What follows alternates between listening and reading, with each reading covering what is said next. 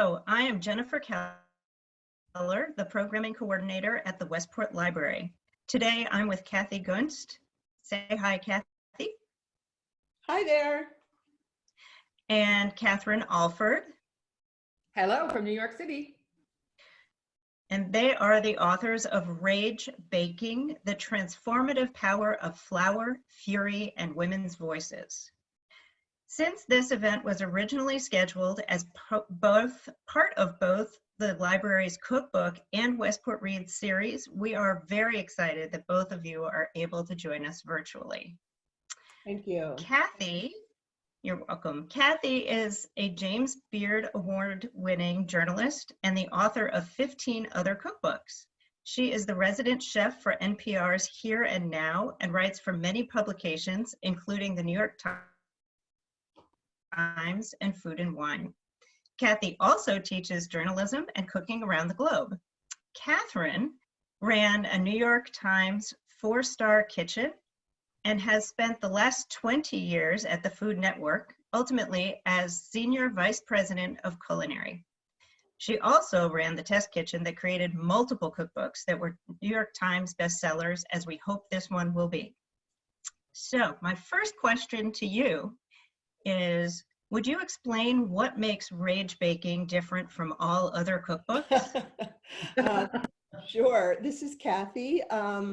Well, many things. I guess it is a very untraditional cookbook. When Katherine and I first thought of the idea of doing this book, we knew it was really important to invite a lot of other women's voices into the conversation. We knew it couldn't just be a book between the two of us. So we started making lists of women that we respect in all different fields: fiction writers, nonfiction writers, musicians, Hollywood producers, bakers, food writers, and we knew we wanted it to be more than just recipes. This concept of baking and rage goes way back in history, really back to the Revolutionary War, when women did not have the right to vote, and they were baking and making election cakes, these dense, heavy, fruit-filled cakes that was the only way that they could use their voice during an election. And it was a form of rage baking. You see it again during the Civil Rights Movement. And we really felt it was important to gather all these voices of these incredible women in a book that would have recipes, essays, interviews, vintage photography, and beautiful new color photography.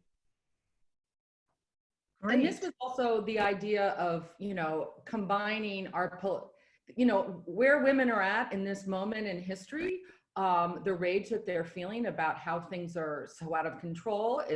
The opening essay of Kathy's is a fantastic explanation of what so many women were feeling during the Kavanaugh hearings. And that's really where we started going back into our kitchens and rage baking. And we wanted this to be, as we said, a non-traditional cookbook. So it talks about women's anger and this political moment. It's a political book. And one of the things also that we're very proud about this book is that it's pro-social. Some of the proceeds will go to Emily's List in support of women candidates. And at a time when we're so isolated, it feels so important that this is also about community and like building community and supporting other women and also giving women voice. Fabulous. So how did you choose your contributors? And would you share something about one or two of your favorite essays? Yeah, sure. We had a dream list initially that had people on it like Oprah and Michelle Obama and all kinds of people that we were reaching really high. And then we reached out to friends in the food world, and it was a really organic process where we would speak to one baker or one food writer and they'd say, oh, you have to talk to this other person.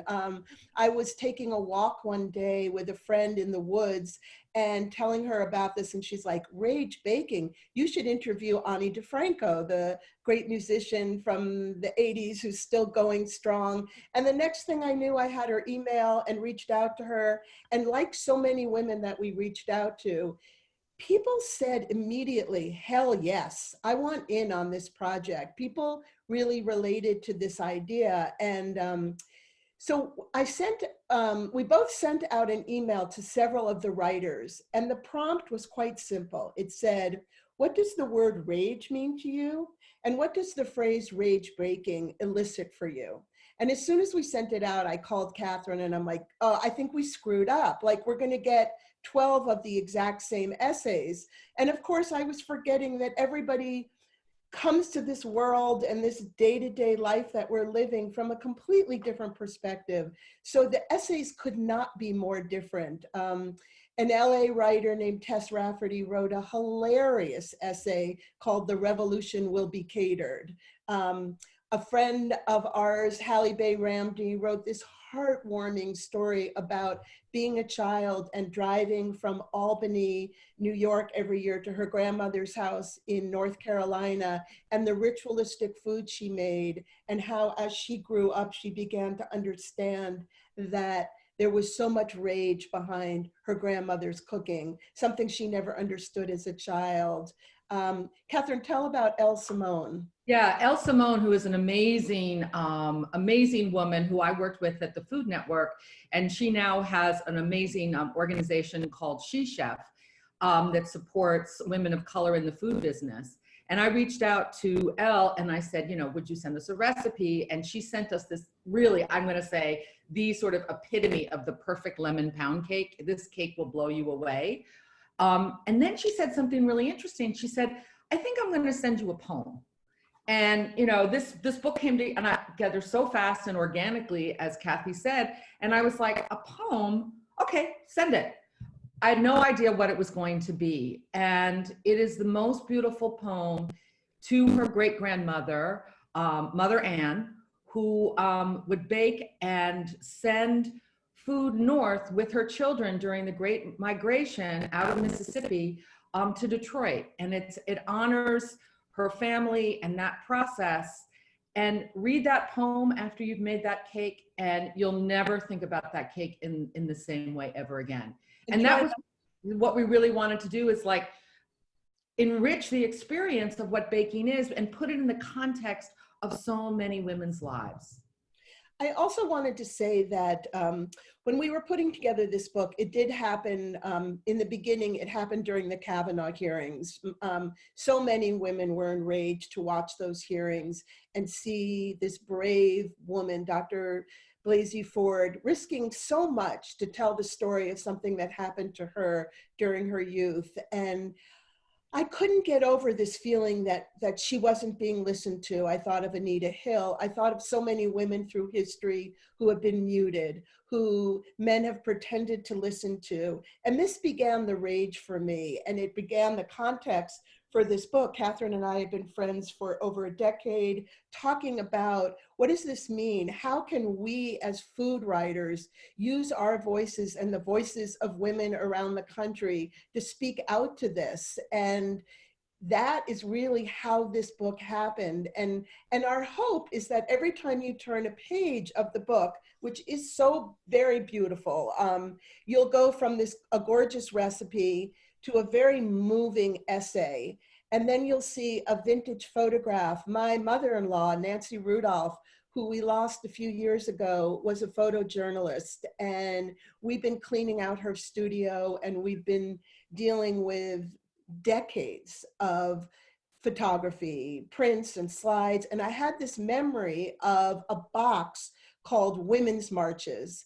And I searched for hours, and I thought, just when I was about to give up, there was this orange box of black and white photography of very early women's marches. One of the opening pages of the book is of a 1960s women's march in front of the White House, the Women's March for Peace. And all the women are in fur coats with high heels holding white balloons. And it just gives a context to, as women, all the issues that we're fighting for. We seem to go 2 steps forward and 1 step back, and these issues seem to repeat themselves. And looking at this vintage photography kind of gives it a context. Fabulous. So I will admit that I am not a baker, and baking scares me to no end. You are not alone. You're not alone. but I think I'm going to try this one because that lemon pound cake sounds really good. It's incredible. So how did some of the recipes get their names? For instance, I saw Wild Maine Blueberry Supreme Court Crumble. So I live in Maine, and obviously during the Kavanaugh hearings, Susan Collins was quite a key player and quite disappointing.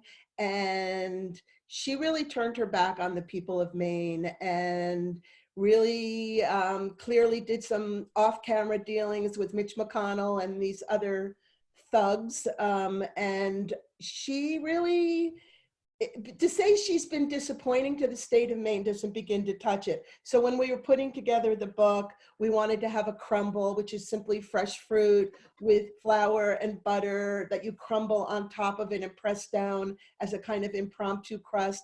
And Katherine's great at titles, and we're like, okay, I got it. Wild Maine Supreme Court Crumble in honor of you know who. Yeah. And that was, I mean, we wanted this book, as we've been talking about, there's a lot of, you know, dark, serious stuff that we're talking about, but also women also have a great sense of humor, and humor is a way to get through a lot of it. And, you know, I love, as Kathy said, I love making titles. And so, you know, for example, I knew that I wanted a pull apart bread just because that's such a great metaphor for what I was feeling. And, you know, so it was like a pull apart bread that you had, you know, you pull everything together, like the systems that we want to pull apart. And we spent, well, I spent days and days and days testing. She did. Yeah. Yeah. And I can say that all of the recipes in this book have been highly, highly tested, coming from my days in the test kitchen. And also, to speak to your point, like the recipes we wanted, these are not like high pastry art. These, we wanted people to get into their kitchens, have that experience of the transformation of some very simple ingredients, butter and flour and sugar, into something kind of delicious and amazing, and have that sense of pride, and use that. It's a metaphor for how to make change in the world. And the recipes are for home cooks, very doable. I think for those that have fear of baking, there are some really, the Supreme Court Crumble is super easy. Ruth Reichel, the former editor of Gourmet Magazine, has the most amazing, simple, deceptively simple oatmeal cookie that when we got it, we were like, I don't know, this has got like 5 ingredients. Is it really gonna work? It's something you can put together in 10 minutes and then bake and then have something so delicious and rewarding, and eat. You would be surprised. This is a book for anyone to come into the kitchen. And I know Kathy has shared this with friends and their 3-year-old, and making those oatmeal cookies is something that when you're home now with your kids would be a perfect thing to do. Yeah, I wanted to speak to that just for a minute. I mean, we are in extraordinary times right now. This lockdown, everybody's in their home with their families. Some people are alone.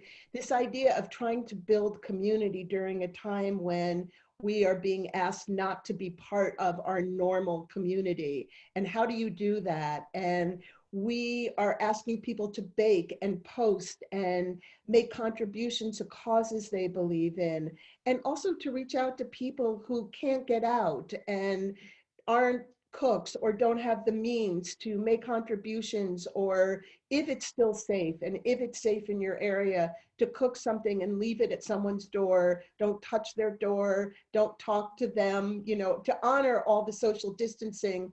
But still, I've been baking out of this book nearly every night, and I've been walking up and down my street dropping baked goods at various neighbors' homes, people who have gone grocery shopping for us because we were self-quarantined for a while. So it's, people are getting very creative in the ways that they build community. Great. Okay, so you just answered my question, one of my questions, without me asking it. So I'm going to move on to the next one. What recipes are you two baking these days? And are they all from Rage Baking, or are you also dipping into other cookbooks this time? Well, I will answer that because I've had a little, I mean, yes, I've been doing a lot of baking from Rage Baking. I just made these unbelievable triple chocolate chip cookies. Oh, yum. That are amazing. And I have been once a week cooking for my son who lives in Brooklyn. I drive out there. I pass him food from the car. We sort of wave at each other. And so that's what I've been doing. I made this wonderful, amazing, here we go, granola from Mindy Fox that's just delicious. And then, oh, sorry. It won't stop. It's sort of like a little interlude. yes, There you go. And the one recipe that I will say that I've gone, you know, outside of rage baking that I've been doing is from King Arthur. And I will tell you, they have a recipe for English muffins that is just going to blow your mind. Yeah. So my husband went to the store and he's like, they're out of English muffins. And so of course the next day I was like, I'll make them. And I found this recipe and it's become my obsession. Kathy's been now turned on to it. And I have to say, I've probably made it 4 or 5 times. Oh, and no. you know, and eaten a lot of them, but it's one of the things I've been sharing with people as well, with neighbors in my building. And it's just a great recipe. And King Arthur is an amazing resource. I would say that during these kind of very, excuse me, unprecedented times, I am reminded of why we wrote this book. Baking is so grounding during difficult periods. And you've been reading all these stories about there's no flour, there's no yeast in the grocery store, they're running out of sugar. People are baking, I think, in unprecedented ways. All the bakeries are shuttered. So if you want something sweet and you want a project, this is really a time when we have time and there's not that sense of, I gotta go, soccer, you know, gotta take the kids, gotta pick them up, gotta get to work. All the things that rule our normal days have evaporated. And I find it so interesting that so many people are baking. I too baked some cookies. I wish I could give them to you because they smell of cloves and nutmeg and cinnamon. These are from Betty Fussell, who I believe is 94 years old, a veteran food writer, a beautiful human and writer. And they have a funny name as well. They're called Drop Dead Pecan Spice Cookies. And they smell like your spice drawer in the best way because they use ginger and nutmeg and all of these wonderful spices and ground pecans. And they are a cookie you could make with a very young child, just fabulous. So I tell people, I'm sure it must be so hard for all the people who are home with young children and all the routines are upset. Bring them into the kitchen with you, do a project. As Katherine wrote about in the book, it is one of the great ways to teach kids about math and science. Definitely, definitely.